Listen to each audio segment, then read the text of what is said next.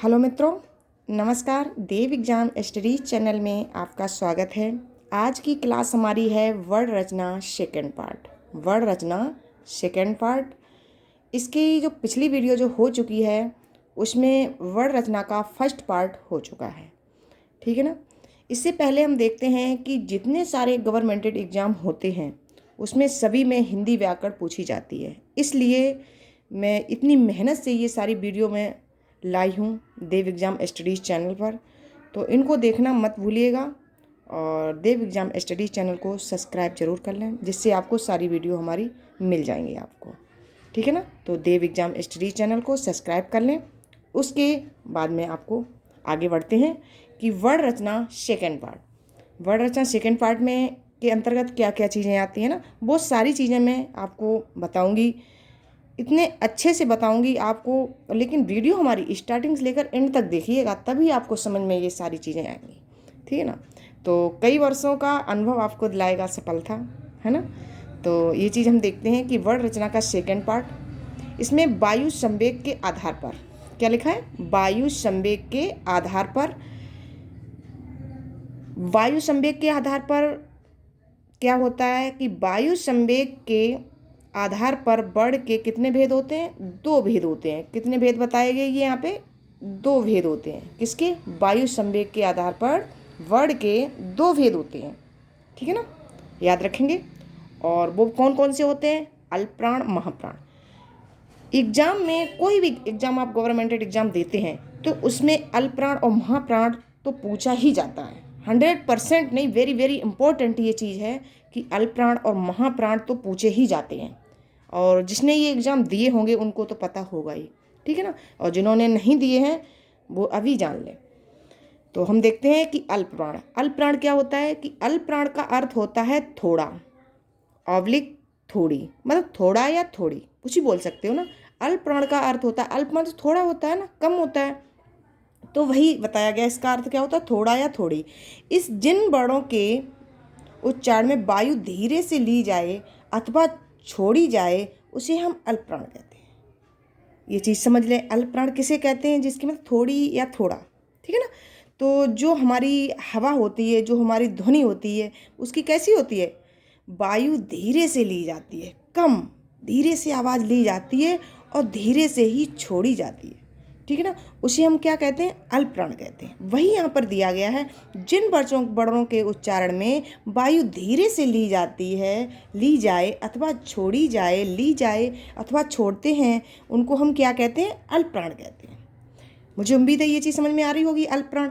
लेकिन ये चीज़ तो नहीं पूछी जाती है ना। लेकिन पूछी क्या चीज़ जाती है कि अल्पप्राण ध्वनियाँ निम्नलिखित हैं। कौन कौन सी हैं ध्वनियाँ निम्नलिखित? प्रत्येक वर्ण का वर्ण कौन? का वर्ग, च वर्ग, ट वर्ग, त वर्ग, प वर्ग। अरे ये क्या होते हैं? ये वर्ग होते हैं, ये आपको ध्यान रखने होंगे, ठीक है ना। प्रत्येक वर्ण का वर्ग का होना चाहिए। प्रत्येक वर्ग का पहला, तीसरा और पांचवा वर्ण अल्पप्राण है। पहला तीसरा कैसे हुआ? जैसे क हुआ, क हमारा क्या है? ये क वर्ग है, ये हमारा पहला वर्ग हुआ, ठीक है ना। दूसरा हमारा कौन सा हुआ? ग वर्ग हुआ। तीसरा हमारा कौन सा हुआ? ये वाला वर्ग हुआ, ठीक है ना।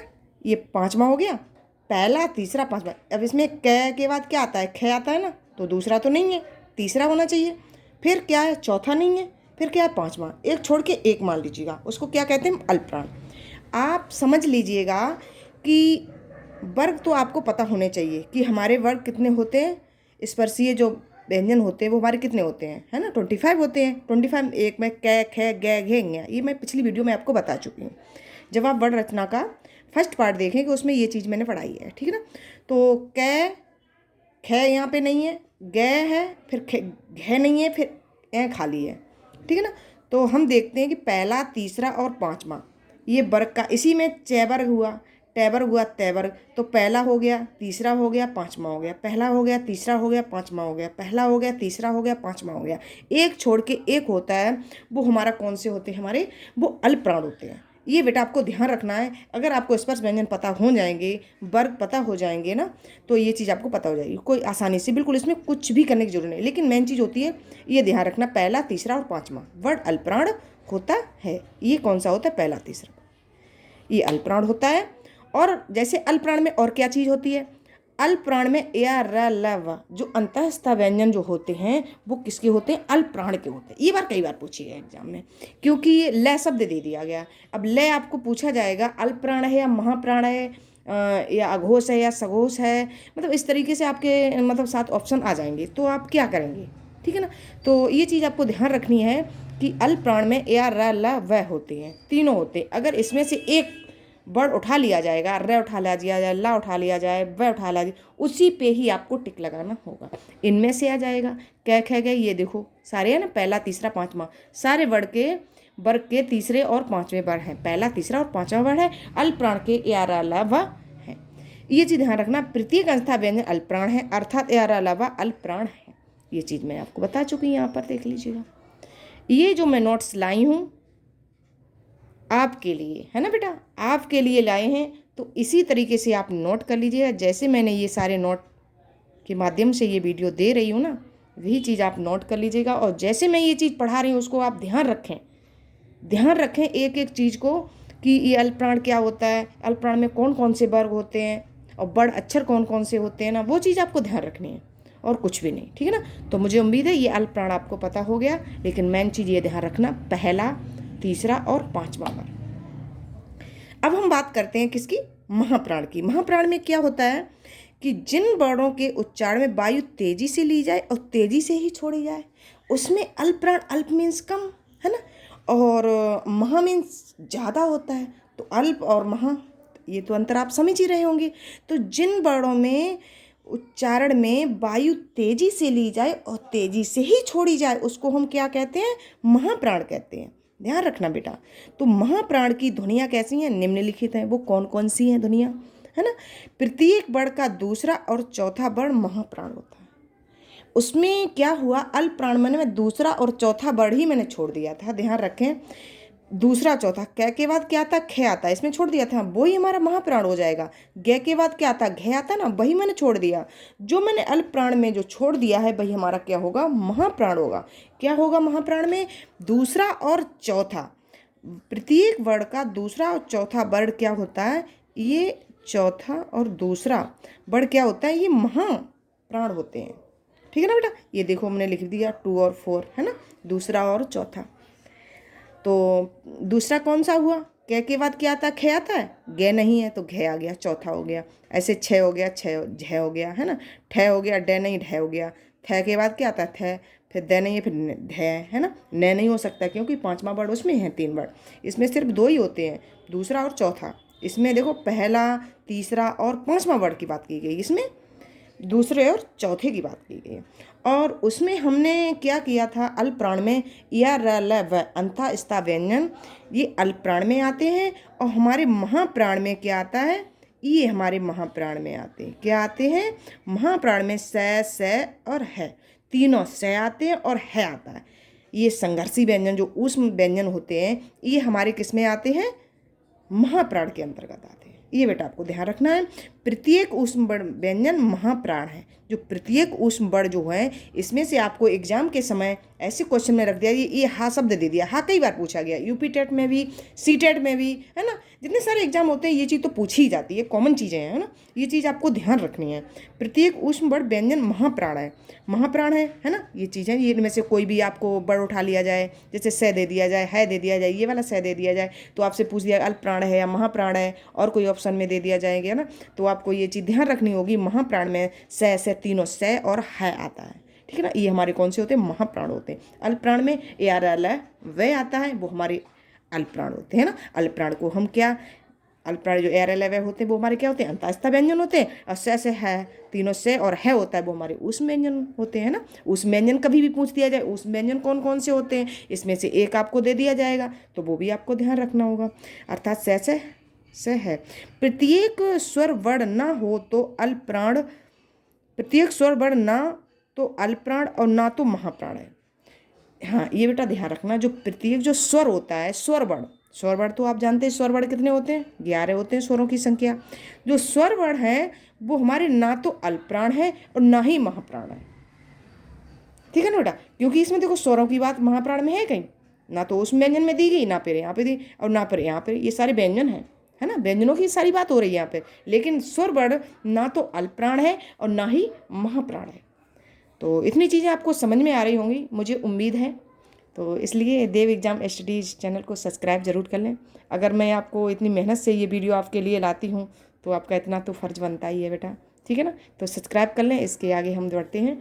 तो मुझे भी यही उम्मीद है आप सब्सक्राइब कर लेंगे तो बार बार आपको करने की ज़रूरत नहीं पड़ेगी। तो नेक्स्ट देखते हैं।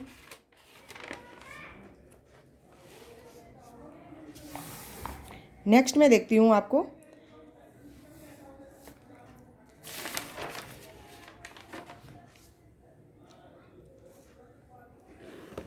नेक्स्ट है हमारा तारत्व के आधार पर। ये हम बात कर रहे थे अभी किसके, वायु संवेग के आधार पर बात हो रही थी ना हमारी।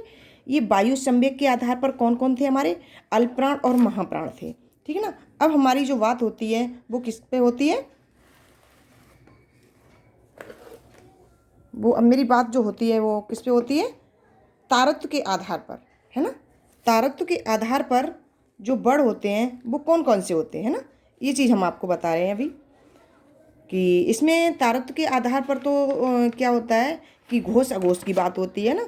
और हमारे जो वायु संवेग के आधार पर जो बात होती है वो हमारी किसकी होती है, वो हमारी होती है अल्पप्राण और महाप्राण की बात होती है, ठीक है ना बेटा, ये चीज़ ध्यान रखेंगे। और नेक्स्ट हम देखते हैं तारत्व के आधार पर। तो जितने सारे गवर्नमेंटेड एग्ज़ाम होते हैं उसमें ये चीज़ तो पूछी जाती है, आप सभी लोगों को पता होगा कि तारत्व के आधार पर, है ना, तारत्व के आधार पर वर्ड के कितने भेद होते हैं, ये 2 बताएंगे। कितने होते हैं, ये 2 होते हैं बेटा। तो नंबर 1 क्या होता है, घोष। घोष को ही हम सघोष भी बोलते हैं। क्या बोलते हैं, घोष को हम सघोष भी बोलते हैं और अघोष भी बोलते हैं। क्या बोलते हैं, अघोष भी बोलते हैं। तो एक तो होता है घोष, उसको सघोष बोलते हैं, और नंबर 2 होता है अघोष। ये कितने प्रकार के होते हैं, तारत्व के आधार पर वर्ड हमारे 2 प्रकार के होते हैं, घोष सघोष या घोष कह लीजिएगा, और एक होता है अघोष। तो हमारी बात होती है घोष या सघोष वर्ड की। यहाँ पर वर्ड पूछे जाते हैं कि घोष वर्ड कौन से हैं। कभी कभी कहते हैं सघोष वर्ड, तो बात एक ही हो जाती है ना, घोष वर्ड और सघोष वर्ड बात एक ही होती है। तो जिन वर्णों के उच्चारण में तारत्व या प्रकंपन पैदा है, क्या है, प्रकंपन पैदा है, उसे हम क्या कहते हैं, घोष वर्ड कहते हैं। क्या कहते हैं, घोष वर्ड कहते हैं। जिसमें प्रकंपन पैदा होती, कंपन, हिलना, है ना, तो उसको हम क्या कहते हैं, घोष वर्ड कहते हैं या सघोष वर्ड कहते हैं। इसमें कैसे होते हैं वर्ड देख लें। वर्ग तो आपको ध्यान रखने, अगर आपको वर्ग पता हो गए ना 25 कैवर्ग चैवर्ग तैवर्ग, है ना, ये चीज़ सारी याद कर लीजिएगा आप, है ना, अच्छे से। तो इन चीज़ों में आपको कोई भी प्रॉब्लम नहीं होगी। केवल आपको ध्यान रखना है कि इसमें कौन कौन से होते हैं, 3, 4 और 5। वर्ग का तीसरा और चौथा और पाँचवा, ये क्या होता है, हमारा घोष और सघोष वर्ड होते हैं। वर्ग का तीसरा, चौथा, पाँचवा लगातार है, तीसरा, चौथा, पाँचवा, ठीक है, ये कारण सघोष होते हैं। और ध्यान रखें यही घोष वर्ड है, ये क्या है, सघोष भी बोल सकते हैं, इनको घोष वर्ड बोलते हैं। तीसरा, चौथा, पाँचवा, यहाँ पर देखिए मैंने बॉक्स में ये बना रखा है आपको। तो तीसरा हमारा कौन सा वर्ग होता है, जैसे कै और खे, पहला दूसरा छोड़ दिया, कै खे। तो तीसरा, चौथा, पाँचवा, गे घे गे, जय झे ये, ढे ढेड़, दे धे न, बै भे न, है ना, ये हमारे सारे हुए हैं ना, ये हमारे कैसे हुए सारे, ये हमारे हैं घोष। घोष या सघोष कह लीजिए, एक घोष वर्ड है। इस तरीके से आपके एग्जाम के समय पूछ लिया जाएगा। इसमें जैसे ढह दे दिया जाए केवल, तो ये पूछा जाएगा ये सघोष है या अघोष है, अघोष दे दिया जाएगा, है ना। घोष और सघोष तो एक ही होता है ना, तो अघोष शब्द दे दिया जाए। तो आपको यही चीज़ पहचान लगानी है कि हमारी घोष वर्ड कौन कौन से हों और हमारे सघोष वो अघोष कौन कौन से हैं, ये बेटा ध्यान रखना। नोट में मैंने क्या लिख रखा है देखें, प्रत्येक अंतःस्था व्यंजन और हा हमेशा घोष वर्ड है, या र ल व है, ये बेटा ध्यान रखना। अंतःस्था व्यंजन और हा हमेशा घोष वर्ड है, या र ल व, यहाँ तक तो आपको पता ही होगा, अंतःस्था व्यंजन हो ही गए। अंतःस्था व्यंजन में सघोष या घोष वर्ड होते हैं जिसमें हा भी जुड़ा हुआ है। क्या है, हा भी है, ध्यान रखना, हा भी इसमें है, तो वो हमारे होते हैं सघोष वर्ड, है ना। प्रत्येक स्वर वर्ड भी घोष वर्ड होते हैं। अब प्रत्येक स्वर वर्ड स्वर तो आपको पता ही है ना, स्वर कौन कौन से होते हैं। जो प्रत्येक स्वर वर्ण हैं तो वो हमारे कैसे घोष वर्ण होते हैं, लेकिन अल्प प्राण और महाप्राण में वहाँ पर स्वर कोई भी नहीं होता है, ना तो अल्प प्राण में होता है ना ही महाप्राण में होता है। अब घोष की बात की गई, घोष सघोष में, इसमें आपके स्वर वर्ण भी होते हैं। ठीक है, ये चीज़ ध्यान रखना। और इनके अलावा या अलावा और हा भी इसमें जुड़ा हुआ होता है, किसमें, सघोष या अघोष में, जबकि अभी अघोष की बात नहीं हो रही है, ये घोष और सघोष की बात हो रही है बेटा। ठीक है ना। अब हम नेक्स्ट देखते हैं, अघोष की बात करते हैं। किसकी बात करते हैं हम, अघोष की बात हम करते हैं। अघोष में क्या होता है देखें,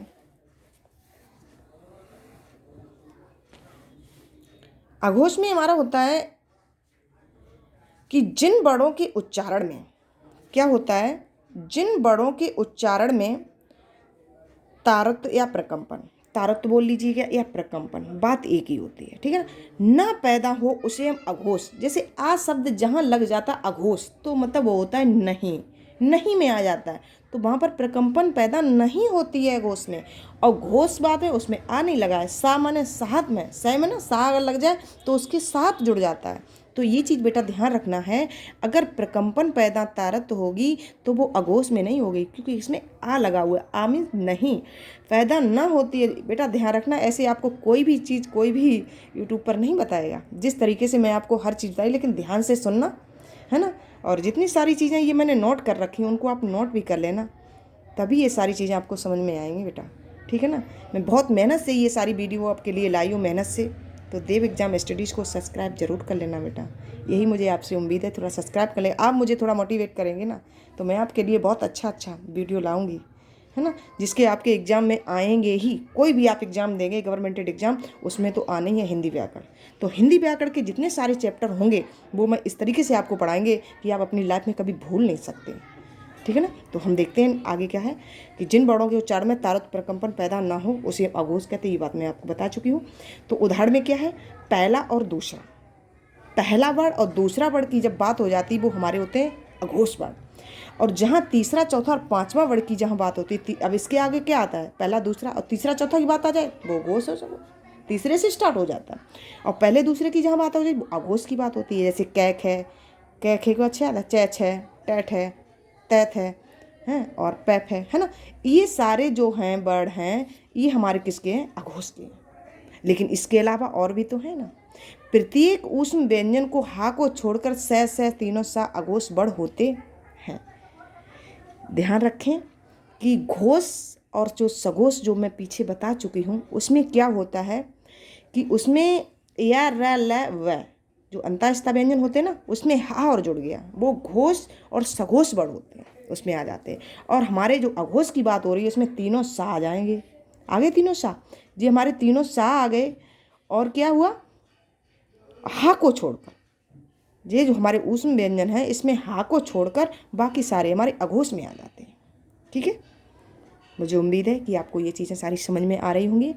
तो आगे नेक्स्ट देखते हैं वर्ण और उनके उच्चारण। अब हम वर्ण और उनके उच्चारण देखते हैं। जैसे अभी मैंने आपको बताए थे कि वर्ण उच्चारण कौन से होते हैं, जो वर्ग होते हैं वो कौन कौन से होते हैं ना, तो वो मैं देखते हैं आपको। कंठ, अब कंठ में कौन कौन से वर्ण आते हैं, कंठ, जैसे कंठ से गले से जो हम बोलते हैं कंठ होता है ना, ये कंठ क्या होता है, गला होता है। तो कै ख ग घ ङ ये कै वर्ग होता है। ये क्या दिया गया पहला का, ये कै वर्ग होता है, यही तो वर्ग होते हैं ना, कै ख ग घ ङ। इसमें जो कंठ में होता है, कंठ में कौन कौन से वर्ण आते हैं, आ हा और विसर्ग वाला, छोटा है और विसर्ग, ये हमारा आ जाता है किसमें, कंठ में, ये एक्स्ट्रा जुड़ जाते हैं। अब च वर्ग में ये तो 500 सभी को पता ही होंगे, कंठ तालु में च छ जय झ या ये तालु वर्ण होते हैं, है ना। मूर्धा में टैठ है डै ढ ड़ा होता है, दंत में तैथ है दै ध न होता है, ओष्ठ में पफ है वैभ है म होता है, ये हमारे कौन से ओष्ठ वर्ण होते हैं। अब ये चीज़ ध्यान रखना है, जो एक्स्ट्रा वाले जो शब्द जुड़े हुए हैं ये चीज़ ज़्यादातर पूछे जाते हैं एग्जाम में। ये तो कॉमन है, ये तो आपको सभी को पता ही हो जाते हैं ना, क्योंकि मुझे कंठ ये है, तालु ये है ना, चा तालु है, और टा मूर्धा है, दंत तय है, ओष्ठ अब तैथ है, दै ध न तक आ जाओ 5 वर्ड तक, है ना। तो ये तुम्हारे दंत तक, लेकिन मैन स्टार्टिंग के वाले जो है ना ये वाले वर्ड ये आपको ध्यान रखने हैं ये वाले, तो ये 5 तक तो आपको पता हो ही जाएंगे 25।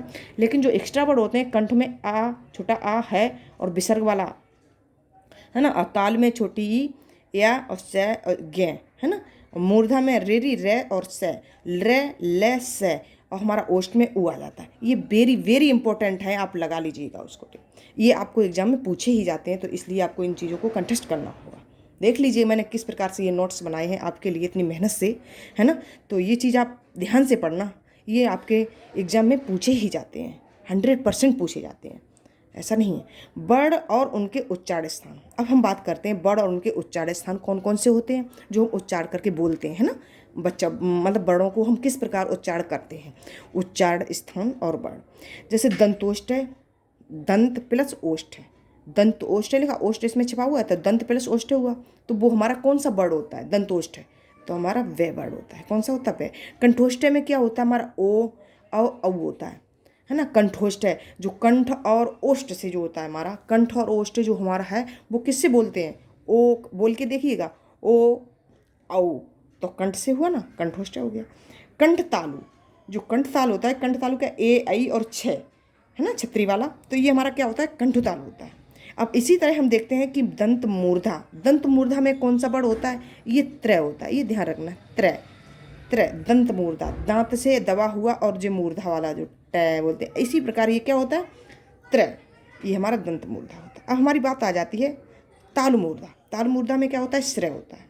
अब हमारी बात आती है नासिका, नासिका में कौन कौन से, नासिका में हमेशा ध्यान लीजिएगा बेटा, नासिका में जो लास्ट वाला पंचम वर्ण जो होता है, पांचवा वर्ण जो होता है, वो ही हमारा नासिका का होता है। कौन सा होता है, नासिका का होता है। कौन सा, जो पांचवा वर्ण जो होता है स्पर्श व्यंजन का, वो हमारा कौन सा होता है, नासिका होता है। ठीक है, यहाँ तक उम्मीद है कि ये चीज़ें आपको समझ में आ रही होंगी, अच्छे से आ रही होंगी, ये चीज़ मुझे उम्मीद है। लेकिन इन चीज़ों को नोट अवश्य करना बेटा, अगर आप भूल गए तो देख लेना, अपनी गलती आप खुद करोगे, तो इन चीज़ों को आप नोट कर लेना अच्छे से और इनको कंप्लीट कर लेना। ये आपके हर एग्ज़ाम में पूछे जाते, कोई भी एग्ज़ाम गवर्नमेंट एग्ज़ाम हम देंगे तो उसमें ये चीज़ें पूछी ही जाती हैं।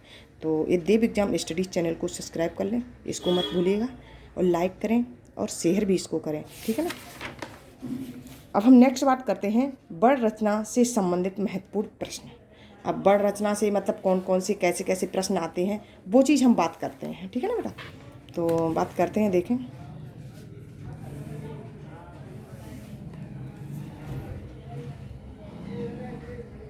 कि वर्ण रचना से संबंधित महत्वपूर्ण प्रश्न हैं वो हमारे कौन कौन से हैं। तो देखें, हिंदी में काकल्य वर्ण, बात कही गई है ऐसे, हिंदी में काकल्य वर्ण, हिंदी में काकल्य वर्ण कौन कौन से होते हैं, ठीक है ना। हिंदी में काकल्य वर्ण की जब बात की जाती है तो हम देखते हैं काकल्य वर्ण, काकल्य वर्ण कौन कौन से होते हैं हमारे, जिसको हम बोलते हैं स्वर यंत्र मुखी। क्या बोलते हैं, स्वर यंत्र मुखी, ये हमारे क्या है, काकल्य वर्ण है। ये देखो, है ना, ये क्या है हमारे स्वतंत्र यंत्रमुखी, है ना, स्वतंत्र यंत्रमुखी, ये क्या है, वर्ण केवल एक ही है। कौन सा है हमारा, जो काकल्य वर्ण में आता है वो हमारा हा वर्ण है। अगर आपसे एग्जाम के समय ये चीज़ पूछ ली जाए कि काकल्य वर्ण या स्व यंत्रमुखी वर्ण कौन सा है, वो आपको हा ही समझना होगा कि हा ही होता है, हा पे ही टिक लगा के आना होगा। अब हम बात करते हैं हिंदी में वत्स्य वर्ण, हिंदी में वत्स्य वर्ण ये एक्स्ट्रा चीज़ें हैं आपके लिए, उनसे अलग हैं ये चीज़ें, ये चीज़ें एग्जाम के लिए बहुत वेरी वेरी इंपॉर्टेंट चीज़ें हैं। इन चीज़ों को देखें, पॉइंट बाय पॉइंट हम देखते हैं। हिंदी में वत्स्य वर्ण होते हैं 4, जय ल र से, जय ल र से क्या हो गया, जलरस, ऐसे ध्यान रखो, जलरस क्या होता है, वत्स्य वर्ण होता है। हिंदी में स्पर्श संघर्षी वर्ण कौन कौन से होते हैं, है ना। अब स्पर्शी व्यंजन तो मैं आपको बता चुकी हूँ, और स्पर्श संघर्षी वर्ण की जहाँ बात की जाए, ये भी हमारे कितने होते हैं, 4 होते हैं। च छ जय झ, ये लगातार है, च छ जय झ, ये हमारे क्या हैं, 4, ये हमारे स्पर्श संघर्षी वर्ण होते हैं। अब हम बात करते हैं हिंदी में संघर्षी वर्ण, यहाँ पर स्पर्श संघर्षी वर्ण की बात हो रही है, यहाँ पर संघर्षी केवल, जब हम संघर्षी की बात करते हैं, ऊष्म व्यंजन की बात करते हैं, वो हमारे कौन कौन से होते हैं, स, ये हमारे संघर्षी वर्ण कितने होते हैं? 3। ऊष्म व्यंजन जैसे है और लग जाता है वो हमारा ऊष्म व्यंजन हो जाता है, से और है होता है। इसमें है नहीं लगा है, ये हमारा क्या हो गया? संघर्षी वर्ण हो गए। ठीक है ना। अब हम नेक्स्ट बात करते हैं हिंदी में विवर्त वर्ण। हिंदी में विवर्त वर्ण कौन कौन से होते हैं? वो हमारे हैं क्या? बड़ा आ, ये क्या? विवर्त आ, मुंह खुल जाता, आ बोल के देखिएगा सभी लोग, आ। तो ये आ में या क्या क्या होता है? ये विवर्त वर्ण होता है जिसका मुंह खुला हुआ, देखो खुला हुआ, ये मैंने आगे लिख भी दिया है ना। विवर्त का अर्थ होता है खुला हुआ, जैसे आ बोलते तो मुंह मुंह कैसा खुल जाता है ना, वो क्या होता है? विवर्त वर्ण होता है। हिंदी अर्ध विवर्त वर्ण, इसमें अर्ध की बात की गई, अर्ध मीन्स आधा, जैसे ए, आधा खुला है ना मुंह, ए औ आ, है ना, ऐसे बोल के देखिएगा। ये कितने होते हैं विवर्त वर्ण? ये 3 होते हैं। कितने होते हैं? 3 होते हैं वर्ण, विवर्त वर्ण, है ना, अर्ध विवर्त वर्ण। और विवर्त वर्ण जो खुला हुआ केवल आ होता है बड़ा। ठीक है ना। अब हम बात करते हैं सम्मिलित वर्ण, इसके भी 4 होते हैं, बड़ी, छोटी, छोटा ऊ, बड़ा ऊ। ठीक है ना, ये लगातार है, ये क्या है? सम्मिलित वर्ण। अब हम बात करते हैं अर्ध सम्मिलित वर्ण। अर्ध सम्मिलित, देखो पहले हम समृद्ध की बात, वर्ण की बात करते हैं, फिर अर्ध की बात होती है। ऐसे मैंने विवर्त वर्ण की बात की थी, फिर अर्ध विवर्त की बात हो गई। पहले हम पूरे की बात करते हैं, फिर आधे की बात करते हैं ना। तो समृद्ध वर्ण की जब बात होगी तो 4 आ, ई, बड़ा ऊ, छोटा ऊ, है ना, छोटा ऊ, बड़ा ऊ। और अर्ध समृद्ध की बात जहाँ हम करते हैं वो छोटी ए, छोटा ओ, है ना, जिससे ओ बोलते हैं, या छोटा ओ बोल लो, है ना, कुछ भी बोल लो। इसके कितने होते हैं? 2 वर्ण होते हैं। तो ये चीज़ ध्यान रखें आप। अर्ध समृद्ध वर्ण ये सारे हो गए। तो जितने सारे गवर्नमेंटेड एग्ज़ाम होते हैं ये मैं आपको बता चुकी हूँ। जितने सारे गवर्नमेंटेड एग्ज़ाम होते हैं उनके लिए ये बहुत इंपॉर्टेंट, वेरी वेरी इंपॉर्टेंट चीज़ें मैंने आपको आज बताई हैं। तो ध्यान रखें इन चीज़ों को, और देव एग्ज़ाम स्टडीज़ चैनल को सब्सक्राइब जरूर करें, इसको मत भूलिएगा सब्सक्राइब करना, देव एग्ज़ाम स्टडीज़ चैनल को। और जब आप इसको सब्सक्राइब कर लेंगे तो जितनी सारी हमारी वीडियो होंगी ना वो आपको सभी मिलेंगी। तो ये क्या है? देखो, देव एग्ज़ाम स्टडीज़, और मैं आपके साथ क्या हूँ? इंदिरा मैडम आपको ये सारी वीडियो आपके लिए लाई हूँ मैं, कितनी मेहनत से लाई हूँ। इसलिए आप देव एग्ज़ाम स्टडीज़ चैनल को सब्सक्राइब कर लें और लाइक करें और शेयर करें और प्यारा सा कमेंट लिखकर भेजिएगा इस आपको वीडियो ये कैसी लगी। ठीक है ना। Thank you watching video. I love you guys.